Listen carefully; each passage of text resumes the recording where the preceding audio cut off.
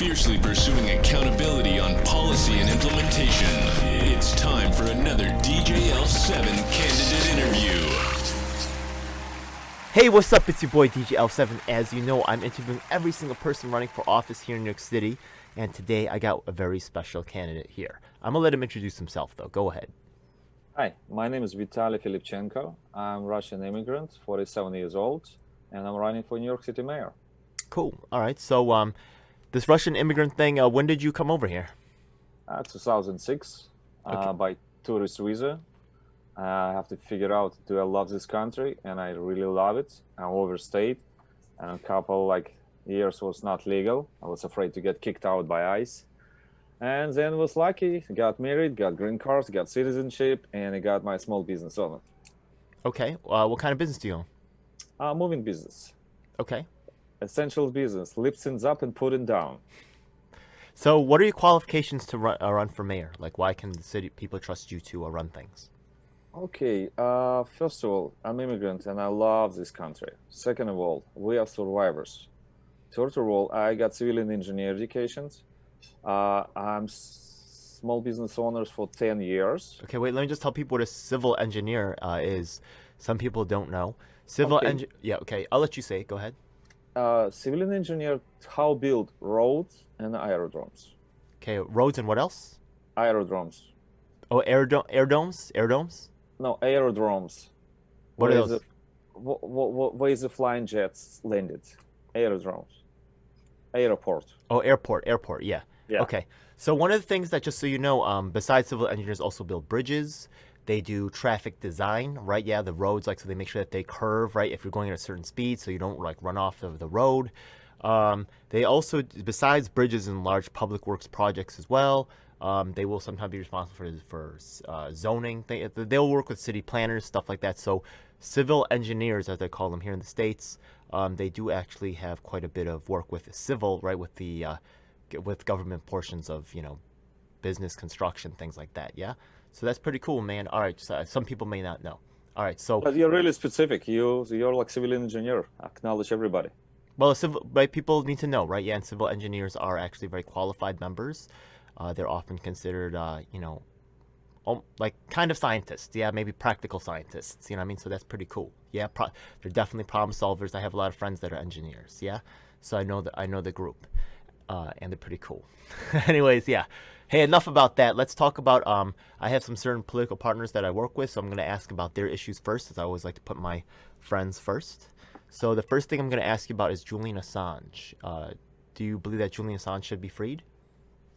Obviously, I want to say everybody allowed to have freedom information. That's my opinion.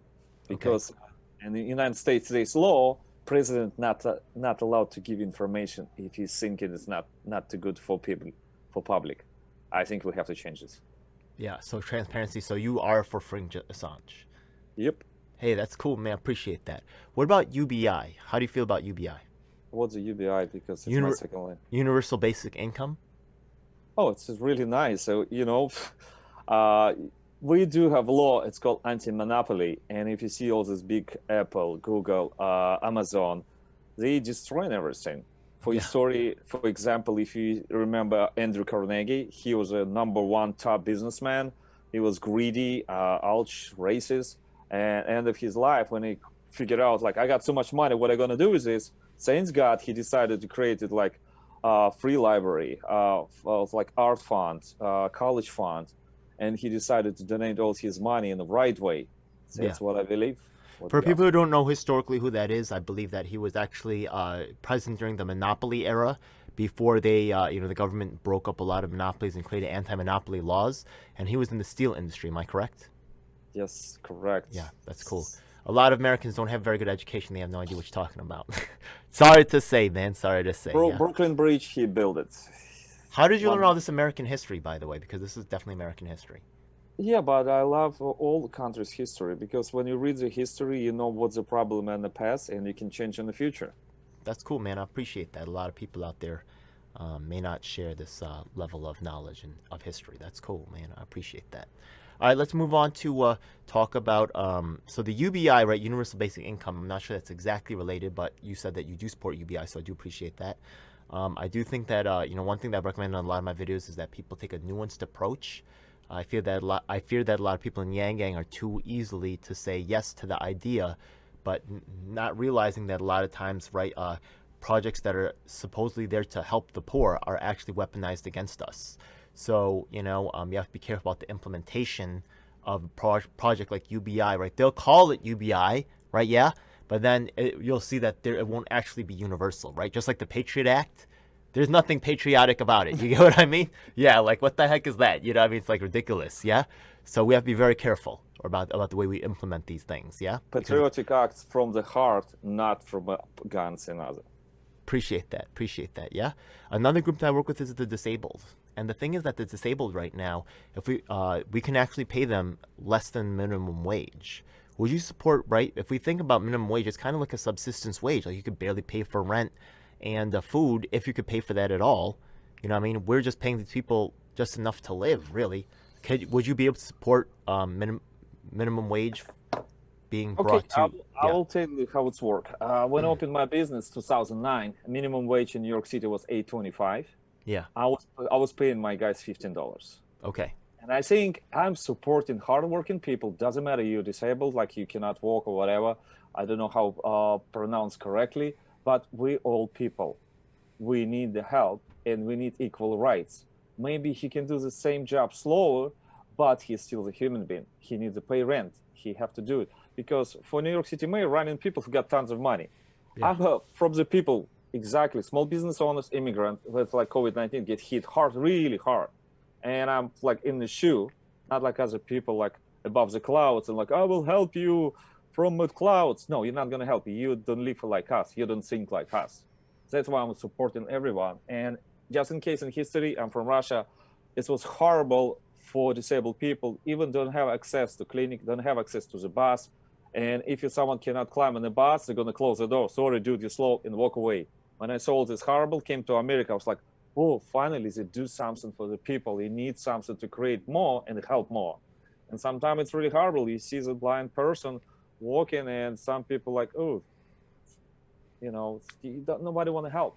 This is a very strong warning for my friends who are like, very attracted to, and not saying that I'm completely against socialism, but people who love these socialist ideas, a lot of people from socialist countries will say that the disabled are often not taken care of very well.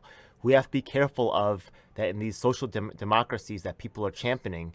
It's easy to see the rights of the minorities become destroyed. You get what I mean? So you take a look at these people who are disabled, right? They can never win in a vote. You get what I mean? Because they're just a minority, a group.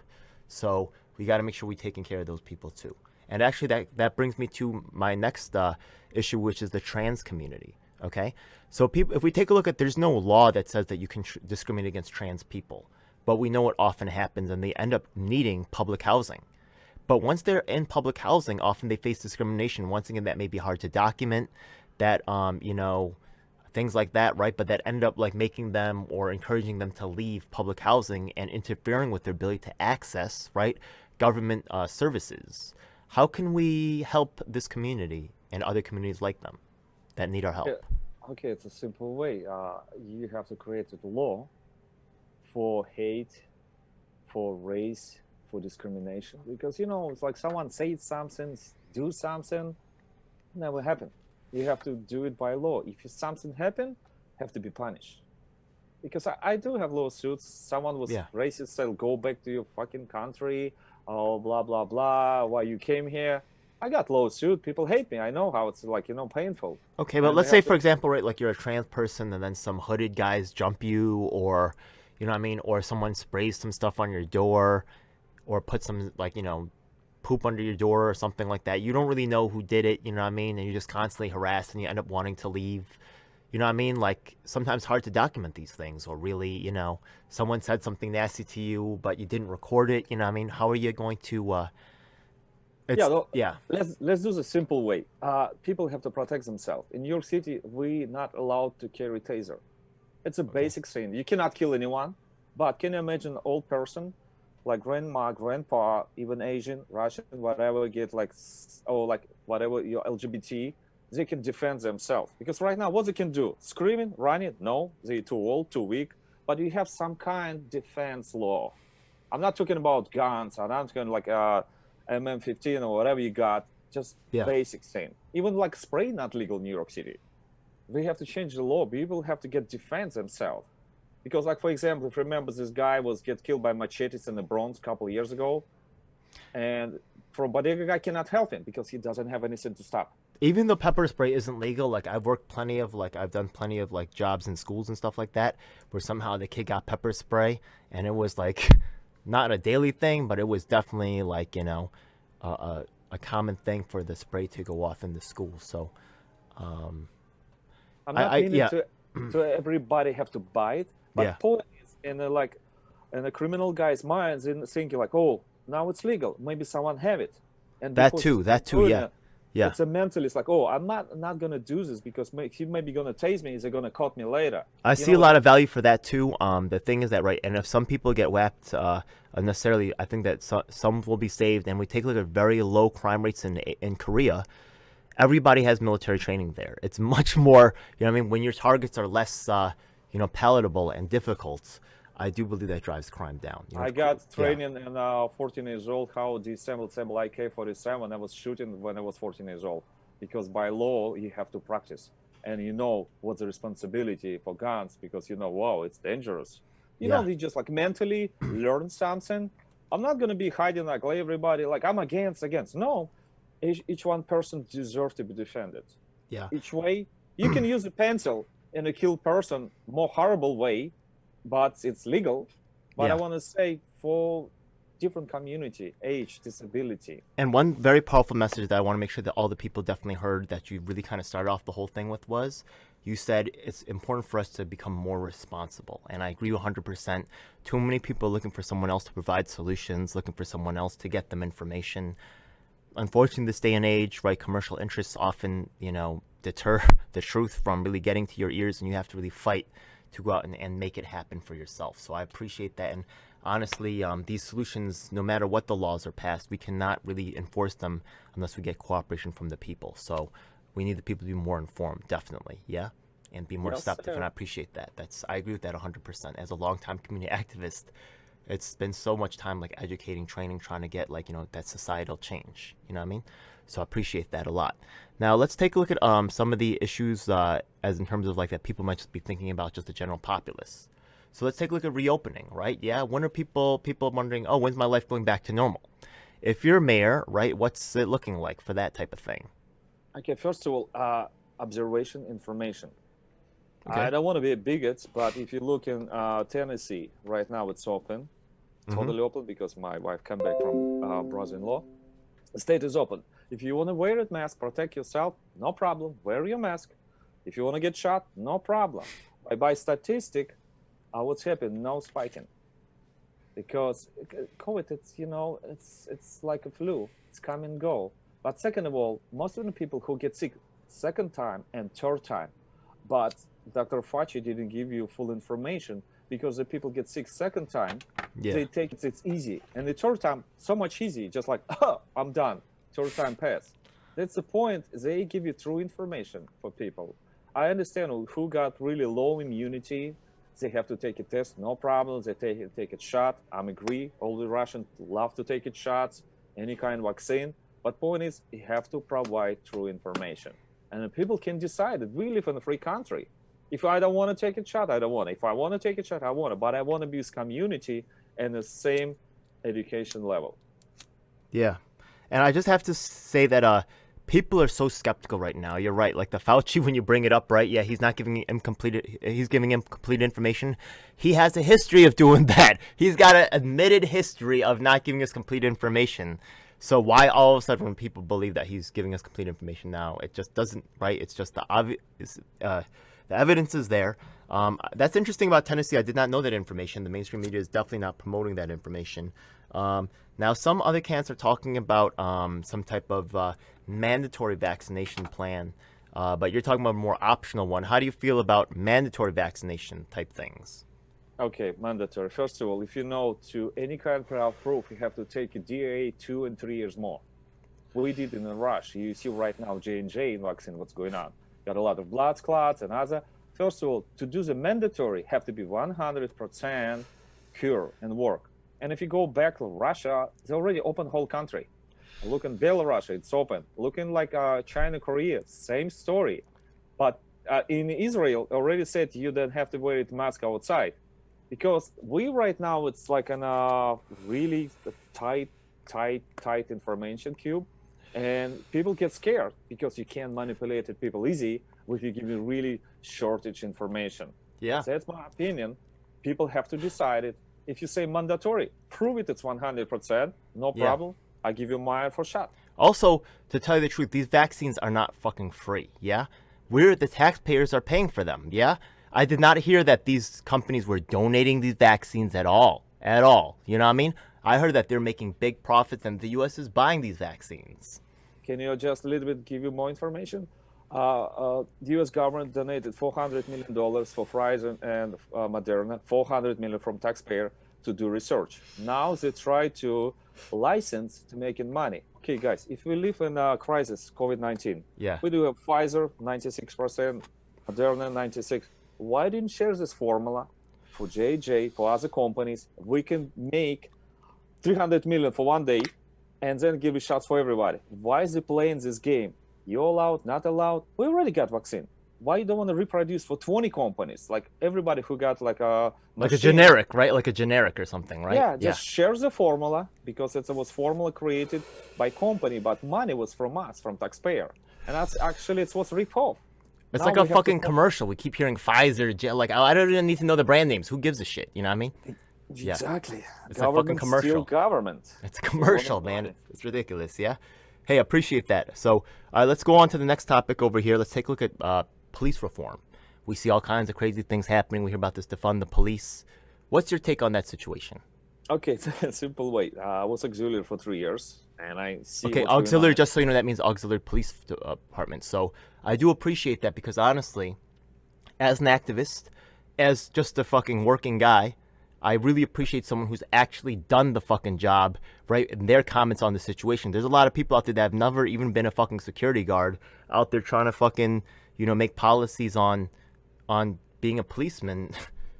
That's just seems fucking dumb to me. Yeah, at least you have some experience on that. So yeah, please. And I have a lot of like friends, guys who Asian.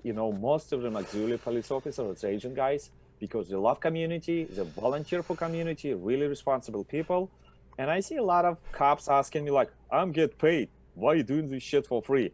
Because I'm patriot. I love my country. I love my community. I want to give it back. Respect, man. All right.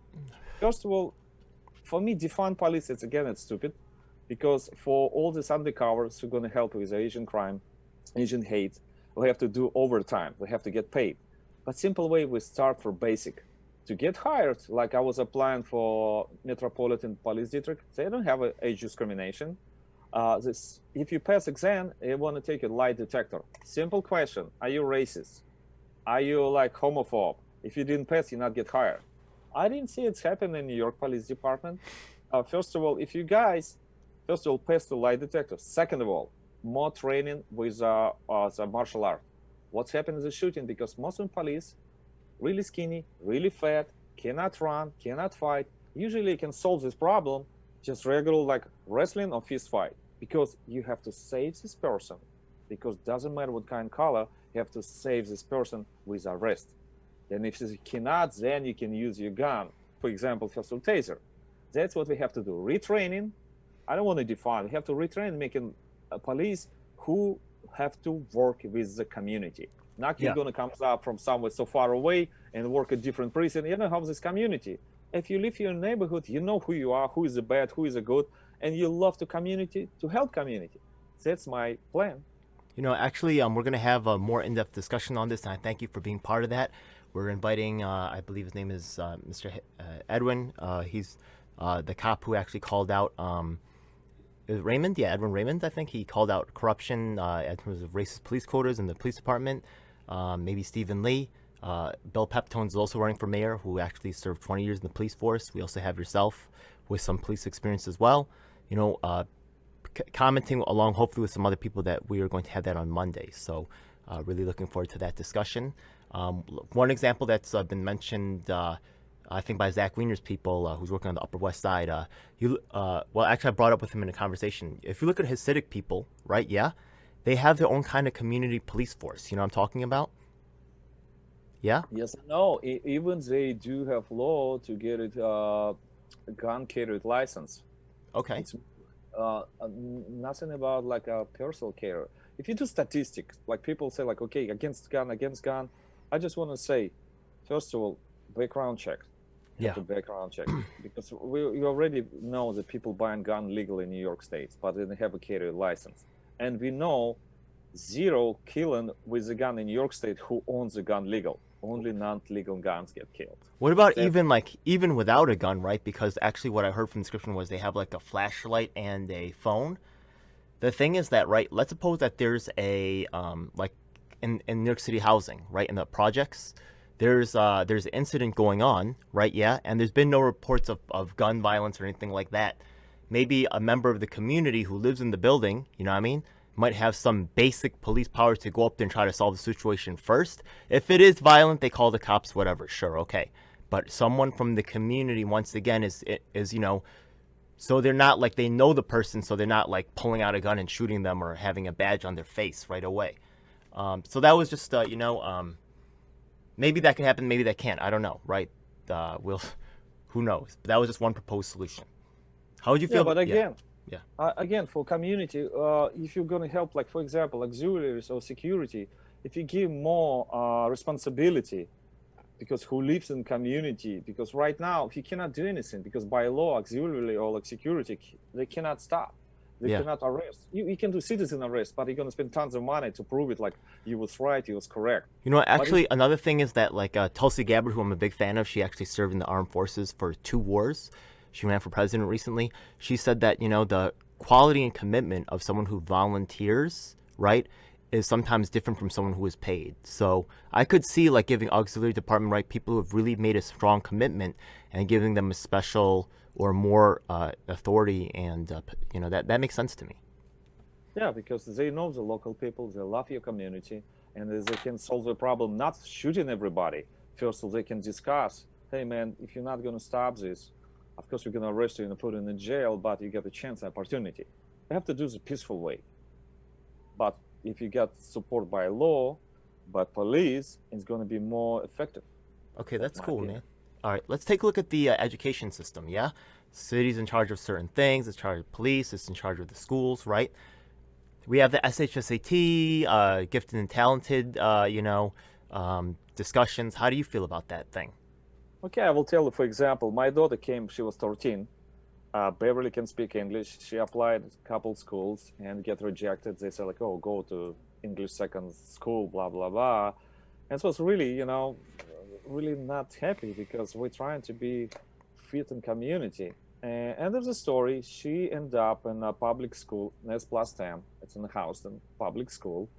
And she graduated really good, #1, and she get accepted for Harvard. Oh, the point is, there you go. Congratulations. Yeah, thank you. The point is, like, give opportunity, because we have to give equal pay. Doesn't matter if it's a school in like Stuyvesant or it's a school in the Bronx, they have to get same budget. They have to get paid for teachers. They have to get for research, because we give this money for our kids, for American kids. And right. I think, like, oh, these kids deserve more, the other, no, excuse me. They're both citizens. They're both American. That's have, my opinion, have to be same quality, because zoning, it's horrible. It's like in a Russian prison. You live there, you're poor, you're slave, because Russian gets a slavery time 1,000 years. I could see that, but then there's like some other like funny things going on with that, right? Yeah, for example, you could have a school district that gets a lot of donations given to it, right? Or you could have a school district that has like a lot of not-for-profits around providing after-school services, or even during school services, you know what I mean? Like health paraprofessionals, things like that, right? So there's a lot of opportunities for, even with equal funding, right, for people to get around that through other means. You get what I mean? It's called solution. It's called law contribution, because right now for each one candidate, we have a contribution, not allowed to get more money, not allowed to take more money. It's work for us. It's mean we have to do the same thing for the schools. because, like you Okay. said, contribution, excuse me, sir, you obviously got the money from your pocket because you're a billionaire. You can invest $2 million for this school, and other one cannot afford it. No, if you wanna, we got certain Okay. amounts. We have to get equal opportunity for everybody. Stop doing these loopholes. There are certain corollaries that come from that, but I'm not really going to explore those. I think those are for like later deeper discussions. But that's cool to know your position on that, and I appreciate that. Yeah. So I guess for SHSAT, I guess it sounds like maybe you would support the exam because I think they're trying to phase it out. For me, you have to get basic exam. Why? You have to know what kind of level teaching you have to give this kid. Not like, oh, you didn't pass this exam, we're not going to take you to school. We just Yeah. have to certify the exam what we have to do with you, how we going to help you. Because some kids, they learn really slow. I was like that. They have to get special teacher explain to you how it's work. And after they explain, I was jumping in the 2 classes that I had, because for me, just give me slow, then I'm going to jump like speed man. Yeah. Same story with Americans. We still human beings. We same people. Someone need like 1 second. For other kids, you need 10 minutes. Yeah. That's the reason for all these exams. Yeah. And by the way, I know you're new to the language, but I'm gonna tell you about the meaning of some words right quick. Yeah. If I say I cannot see, right? Yeah, that's called blind, right? Yeah.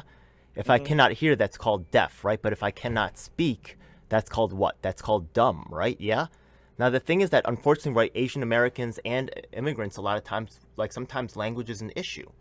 And we can't really express ourselves, but we're just as smart as anyone else. We're just sometimes even more hardworking because we have to overcome those problems. And sometimes, honestly, right, they say that language is understanding in a way. So, like, they say like the famous example is that Eskimos have a lot of different words for snow, right? Yeah. So maybe like having that different perspective, right, and that different language and that understanding can bring new solutions to light that that you're just not comprehending or just don't understand from that framework, right? Yeah, because you just don't have that background, and I'm not mad at that, but I've seen a lot of good things come out from that. So respect to what's going on there, and don't think that just because someone's struggling with language, often we are underestimated. Yeah. So Yeah, I agree, yeah. because anyone who came to this country got a problem with the English. I understand. Maybe got a better education. Sometimes people get like Yeah. 2 colleges degrees, and some people like maybe they can't speak. But the point is, you have to judge person what he's doing and Yeah. how he's doing. If you Yeah. got a different language, I'm still having like in a restaurant, like I don't understand what you say. I was like, I can speak slowly for you if you don't understand. Because point is, that even happens within different regions of even New York City, but on a larger scale, like the nation, right? Yeah. Like people say, like the Tulsi was always saying aloha. A lot of people don't really know what that means. You know what I mean? Or you have regional differences, like down south, they have these things called hush puppies. You ever eat a hush puppy? You probably don't even know what I'm talking about, right? I love them yeah. things. You know what I mean? Exactly. They got their own regional differences, flavor, different way of talking a little bit, their lingo. So it's just a melting pot, man. Yeah. I'm not interrupting, but I want to mention something.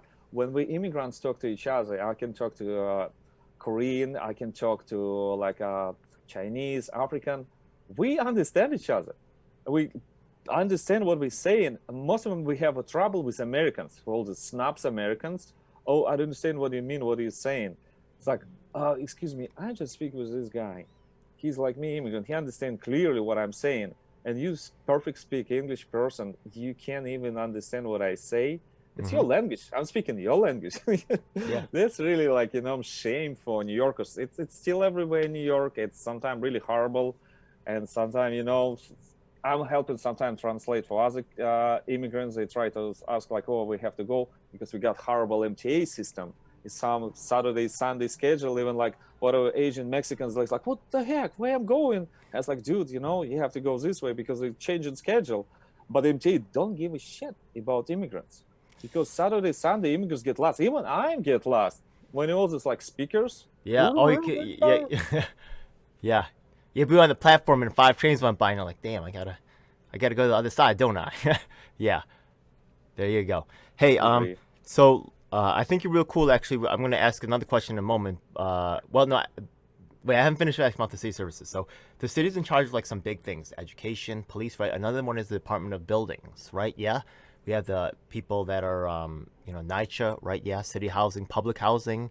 You got like all kinds of people say real estate is one of the biggest corruptors in this race, right?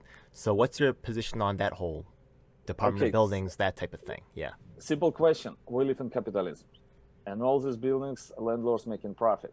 My idea, city got tons of money to build own buildings. First of all, like a luxury building for sale, making city profit, and a budget coming to our back to New York City. Second of all, Mitchell-Lama law, created Mitchell-Lama law again. We're going to help all these people for low income. And in NYCHA, we have to create it like co-op. They have to decide it where they have to spend money, like change it pipe, change it like heater. Because right now, landlord, New York City, NYCHA, the worst number one. And they're doing horrible job, like people waiting and waiting, but they give like landlords to build new skyscraper with the change in zoning from 40 floors to 60 floors, but instead they give like 10 apartments for low income. Guys, it's capitalism. We're gonna build a building owned by city. We're gonna hire our employers city. We're gonna create more jobs, and actually it's more profitable. It's the same story in my platform. I want to create a clinic, city, New York City owns the clinic, creating jobs, building the clinic. I think it has to be WPA program, just boosted for New York, and just waiting. Because for other candidates, they have tons of money and they have big corporation behind them because they want to get the job done. I just want to do for people. I want to create a job for people. Because for experience, I know I was 6 months MTA bus driving, and when I applied for this job, I was waiting like 2 years. That's a highly sought after job, man. What happened? You let that go? No, the point is I got the points on my driver license. For MTA, they're looking like 6-7 years back experience. Yeah. For me, I'm driving good for New York City, but for MTA, you're a bad person. And they fire me. That's the reason. But I had experience and I can speak up from people who work for MTA. And I know some people, they was dreaming to get the MTA job, but didn't qualify to get kicked out. I'm on my business. I'm back in the program. But as a kid, who get an MTA, didn't get probation time, kicked out, but he cannot go back to his owner. It's just like, dude, you just quit. I'm not going to take you back. Nobody speak up about this problem. That's one big issue. That's what I want to create. It more city jobs, exactly for construction, building, for NYCHA, Mitchell-Lama, luxury building. City coming back with the money, with the profit. Who going to get profit? City. Who going to create jobs? City. Not all these billionaires who own these buildings. You giving away? Yeah. Nope. I'm not this guy. I'm a survivor, immigrant who want to help people from the people. You know what's funny about that is because actually New York City is actually selling off property right now as we speak, and the public projects, the public housing, because they can't afford repairs and stuff, right? Because sometimes No. Yeah. They just want to make money before he leaves, De Blasio, because it's a long-term contract. He sell it, get the money, and new mayor's coming like, wow, nothing get left. Yeah, that's what's happening right now. That as well, yeah. So there's all kinds of like ill political games going on. So we're about to talk that in a moment, but I think you're really cool. I want you to share your information with the people who are watching. So what's your social media? What's your website? All that. Okay, it's my social media, Vitaly for Mayor, Instagram. My email office at vitalyformayor.com. You can go on the platform, can read, you can figure out what's going on. Same thing, I'm expecting someone to help me volunteer to collect the signatures, because right now for petition, I've got a couple guys helping me, and with my accent, people sound like, whoa, what are you doing? I was like, I'm just asking for petition to give me chance to be on the ballot. And most of the Democrats who believe to democracy, they denied me. I said, guys, with the point of democracy to discuss, to find out solution. That's what you got more candidates on the forum, and we can decide it. So did they give you a reason, or what did they say is their reason? The reason, I already choose someone. It's like, excuse me, you can choose so many, but give a chance for immigrants. We are in the shoes who really struggle in this time. And you find the Democrats to be the most resistant? Obviously, people who get income more than 100,000. For example, regular guys, driver, cleaner, security guys, delivery guys. I'm just coming, hey, man, it's me. If you help me, I help you because I'm in your shoes. They just, right away, I know, sign it, right away, 5 seconds. Other people like, who you are, what you do, how I know about you. I will take a look, maybe I'm going to sign later. It's like, what's later? You're going to see me later on the street? That's the reason right now, because if you got a chance, we can help each other. That's mostly rich people who don't have a problem with COVID-19. They're still working at home, making 100,000 in a year. They don't care. For people from the street, I want to move in business. I'm on the street every day.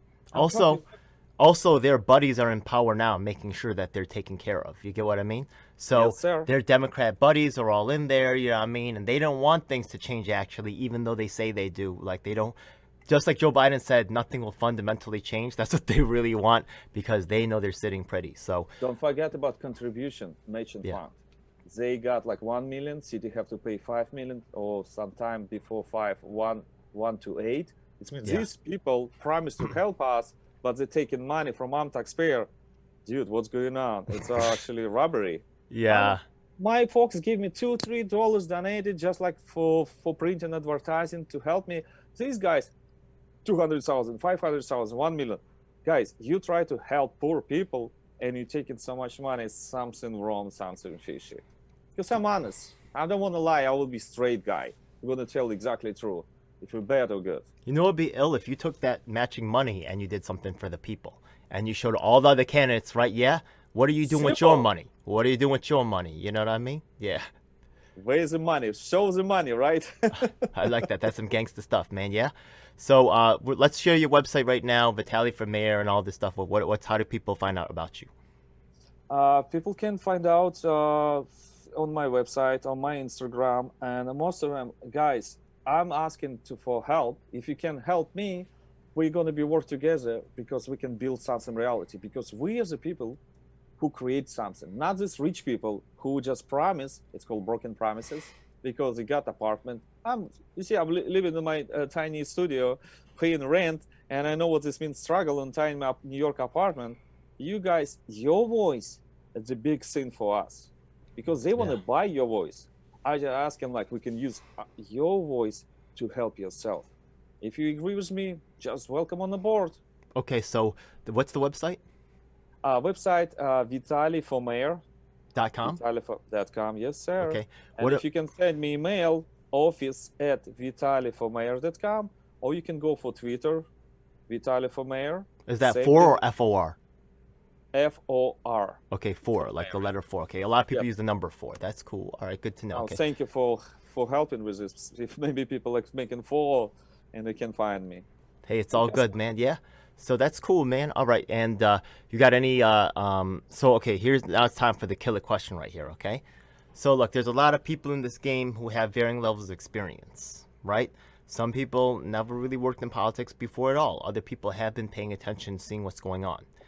And there's a lot of people that we know that corruption's a big problem here in New York City.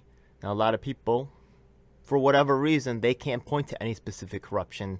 They can't point to any particular individual or organization and say, look, there's a problem. We're going to fix it. Is there any, right? Do you know of any problems that you can? Okay, go ahead. Lay it out right there. Boom, go ahead. First of all, we have to change this law. If someone give you contribution, big money, and later he got a big job, and later, actually, you got it, stockholders, shareholders in this company, that's already have to change this law. Because right now, I know De Blasio and other people who run big... Go ahead, get him. Go ahead, Vitaly, get him. Go ahead. They run it. And they do have shareholders. Second of all, when you do what's called audit, for like I mentioned last time, they did like a construction 2019 Brooklyn Expressway, spent tons of money, did major level, 6-8 inches. They destroy everything and the building again. Nobody pay attention. It's a big money. It's like I heard this story before. You saying they shut down the traffic on the expressway for like what, like a year or like half a year, and then you're saying they built a bridge. They spent all the money building all the whole stuff up. They got to the end and they realized that they couldn't put the bridge together because it was off by 6 inches. Yeah, it was ramp to Brooklyn Expressway, and other was ramp to go to I-87 North. I'm a witness. I was driving the bus that time. So what did they do? Did they just like make a ramp or something, or did they rip the whole thing down? What happened? They ripped it down. They ripped the whole fucking thing down? Are you serious? All the way down to the base? That's crazy. 6 months. Construction money, and they start building again. I was calling to FBI to report, guys, please take a look. But again, nobody picked up the phone because there was a pandemic. That's the way. Go to Google Map. You will see all that's happened and exactly corruption. Just bust it. And Polly Trottenberg, she was the DOT main top person responsible, and then she get promoted to DC for any kind like transportation. Excuse me. She almost obviously stole money because the question, where is the money? Are you stupid? Are you steal it? Yeah. See, that's what I'd like to say to my people out there that are like, the socialist versus capitalist thing, whatever, right? This is why both systems failed, because people are rewarded for failing. How does she, right, make a bridge that raised millions of dollars, right? Yeah. And then get promoted? Like, this is the exact thing that crashes economies and destroys countries, straight up. And Little Bird told me it's not one example, got 100 examples like this. That's where we got a big, for example, simple way. Hey man, you want to point a finger right now? That's a huge step, because watch how many people on this channel are afraid to say anything. Yeah, that's really fucking sad. Because in the Florida state, that's why nothing changes, because they're fucking cowards. $4 billion state budget, and roads beautiful. New York state budget 197 billion. Road horrible. Question: state in actually bigger than state New York, and a big more roads and more quality. Excuse me, something wrong? Is it just money goes somewhere pocket? Where the money goes? Show me the money, and we'll find out where the crops. We have a lot of cleaning up to do, man. Yeah. So. If you take all this money back for all the stealing, actually, city will be beautiful, and we're not gonna be broke because we know where's this money. We just have to dig back. So much waste. You're goddamn right. Yeah. Hey, thanks a lot, man. I appreciate you for that one right there. That was one Thank you, everybody, listening and watching us. It's really cool, dudes. He asking specific questions because he's not playing the game. He's a straight guy. And thank you so much for listening, guys. Thank you. Appreciate it. God bless. See you on the next one. All right. Peace. Take care.